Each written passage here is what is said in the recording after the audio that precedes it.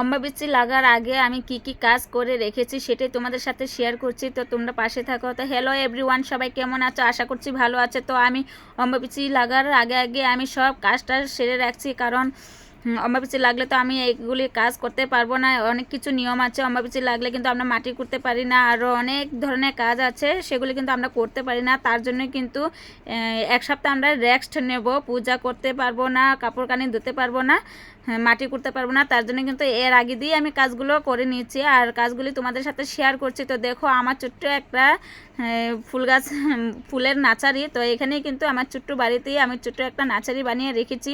আমার কিন্তু গাছ লাগানো অনেকটাই শখ, আর গাছগুলি কিন্তু অনেক দিন হয়ে গেছে আমি কুটুর দিতে পারছি না। আর গাছগুলো কীরকম হয়ে গেছে তার জন্যই কিন্তু আমি ভাবলাম অম্বাবৃষ্টি লাগলে তো আমি এগুলি করতে পারবো না, তো আমি আগেই করে রাখি।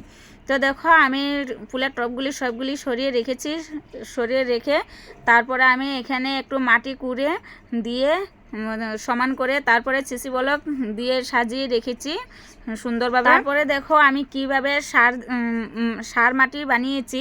তো এখানে আমি এই শুকনো গোবর দিয়ে আর মানে পুজো দেওয়ার ফুল টুল সবজি সব কিছু রেখে আমি সার বানিয়েছি মাটি দিয়ে, আর আঠা মাটি, তারপরে আবার বালি মাটি সব কিছু দিয়ে আমি কিন্তু মাটিটা মিলিয়ে নিচ্ছি। আর এদিকে দেখো আমি ফুলের টব এনেছিলাম, আরও আমার কিন্তু অনেকটাই শখ গাছ লাগানো। তো আমি যতবারই কিন্তু আমি বাজারে যাই একটা বা দুটা করে আমি ফুলের টব আনি। তো এনে আমি এইভাবে এই একটু সেদ্রি করে তারপরে কিন্তু আমি এখানে মাটি দিয়ে দিলাম, যেন মানে নিচে দিয়ে জলটা পড়ে যায়।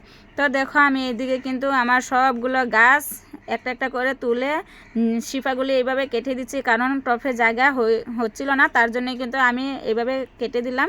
কেটে কিন্তু আমি সুন্দরভাবে মাটি দিয়ে সবগুলো গাছ কিন্তু মেরামত করছি।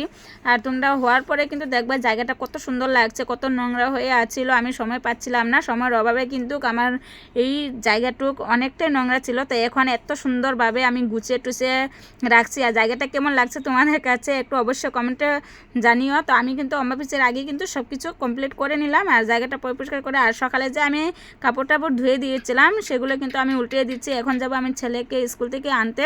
তো আমি ঘর থেকে বেরিয়ে পড়লাম, স্কুল থেকে আনতে যাব, তার জন্যই আমি শুকনো কাপড়গুলি ঘরে রেখে আর কাপড়গুলি আমি উল্টিয়ে দিয়ে যাচ্ছি, কারণ যদি বৃষ্টি আসে, অম্বাবৃষ্টির তো বৃষ্টি আসে, তার জন্য কিন্তু আমি কাপড়গুলি এইভাবে মানে উল্টিয়ে দিয়ে গেলাম। তো আমি দেখো হেঁটে যেতে যেতে একটা টোটো পেয়ে গেলাম, তো টোটোতে আমি উঠে পড়লাম।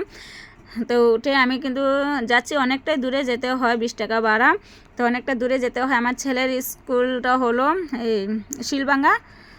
তো এখানে আমি যাচ্ছি, অনেকে চিনো কিন্তু অনেকে চিনো না, জাগি রোড শিলভাঙ্গা শঙ্করদেব স্কুল। তো আমি ওভারব্রিজ পেয়ে গেলাম। দেখো ওভারব্রিজটা পেয়ে তারপরে দেখো এটা হলো শঙ্করদেব স্কুল পেয়ে গেলাম। তো আমি ভাড়া টাড়া দিয়ে যাচ্ছি, আর একটা মানুষের কিন্তু আসে নাই। আর যতক্ষণ আমি ঘরে থাকি ততক্ষণই ভাবি কি স্কুল ছুটি হয়ে গেছে, একটা চিন্তা থাকে।